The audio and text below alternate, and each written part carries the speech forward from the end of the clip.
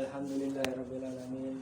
Assalatu wassalamu ala Rasulillah wa ala alihi wa sahbihi wa man wala. Asyhadu an la ilaha illallah wa asyhadu anna Muhammadan abduhu wa rasuluhu la nabiyya ba'dah. Amma ba'du. Segala puji hanya bagi Allah Subhanahu wa taala, telah memberikan kita kenikmatan hingga kita dapat beribadah dan beramal saleh hingga detik ini.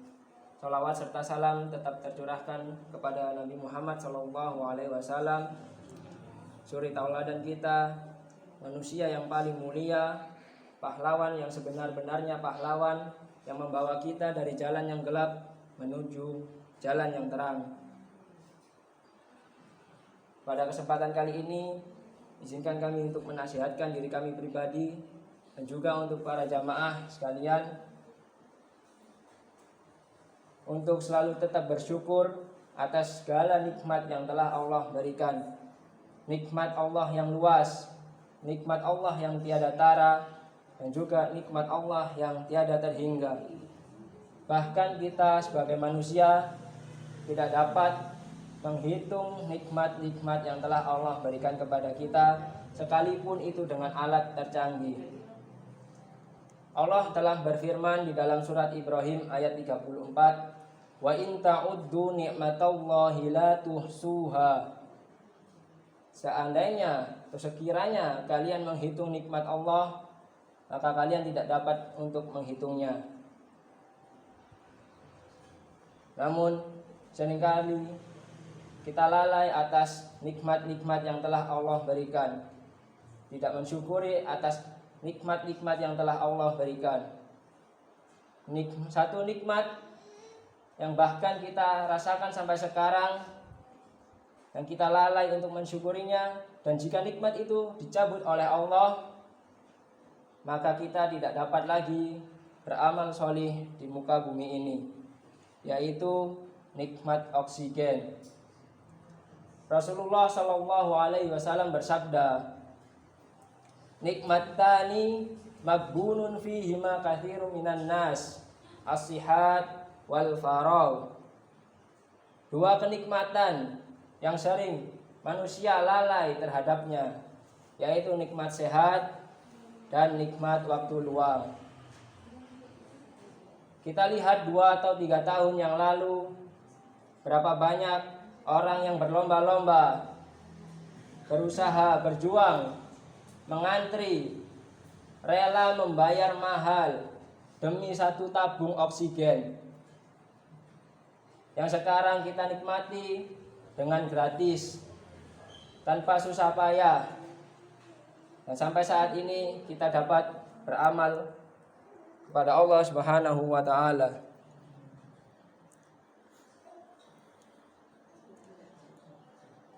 Jamaah rahimani wa rahimakumullah, pernahkah kita berpikir jika Allah mengharuskan atau mewajibkan kita membayar nikmat-nikmat yang telah Allah berikan?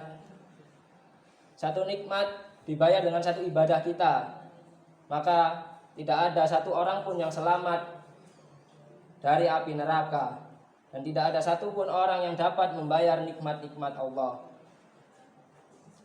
Bahkan seringkali kita sebagai manusia lalai, bahkan zalim dan kufur atas nikmat yang telah Allah berikan.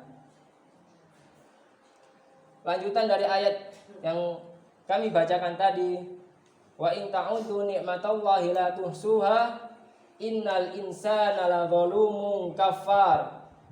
Sesungguhnya manusia itu zalim dan kufur atas nikmat Allah. Berapa sering mata kita gunakan untuk melihat hal-hal yang diharamkan oleh Allah. Berapa sering kita gunakan telinga kita untuk mendengarkan hal-hal yang tidak disukai oleh Allah. Berapa sering kita menggunakan mulut kita untuk menghibah orang, mengadu domba. Berapa sering langkah kaki kita melangkah menuju tempat-tempat yang diharamkan oleh Allah.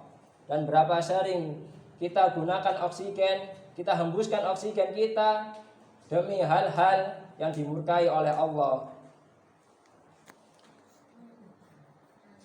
Namun Allah Maha Pengasih lagi Maha Penyayang. Sezalim-zalimnya manusia, Allah tetap memberikan kenikmatannya berupa kesehatan, oksigen yang terus kita hembuskan sampai saat ini.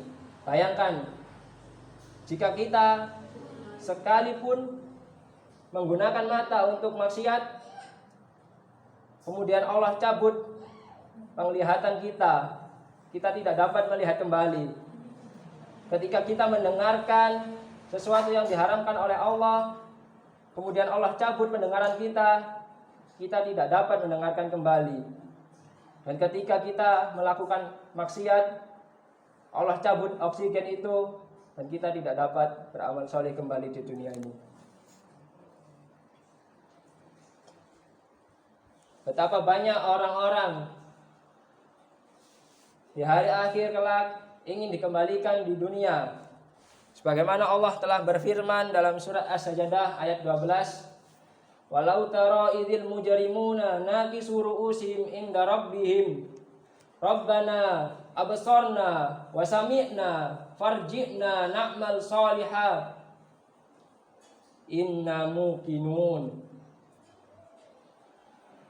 Jikalau kita melihat orang-orang yang berbuat dosa tersebut menundukkan kepalanya di sisi Allah Subhanahu wa taala seraya berkata, Rabbu, kami telah melihat, kami telah mendengar, maka kembalikanlah kami ke dunia untuk beramal solih, dan kami termasuk orang-orang yang yakin. Namun keyakinan setelah hari akhir tidaklah berguna. Maka untuk itu jamaah, selagi kita diberikan kesehatan serta kesempatan di muka bumi ini, manfaatkan waktu kita untuk beramal solih, terutama di bulan yang mulia ini. Kita tutup dengan perkataan Imam Qatadah terkait surat As-Sajdah ayat 12 tersebut. Imam Qatadah mengatakan, lihatlah orang-orang yang berbuat dosa terhadap Allah Azza wa Jalla, mereka ingin dikembalikan ke dunia bukan untuk menemui keluarganya, bukan untuk berjumpa dengan kerabatnya, namun satu, yaitu untuk beramal solih. Mari kita lihat harapan orang-orang yang ingin dikembalikan di muka bumi ini. Maka untuk itu, kita yang ada di muka bumi ini, manfaatkan waktu kita untuk beribadah dan bertaubat kepada Allah Azza wa Jalla. Aqulu qouli hadza wastaghfirullaha li wa lakum. Wassalamualaikum warahmatullahi wabarakatuh.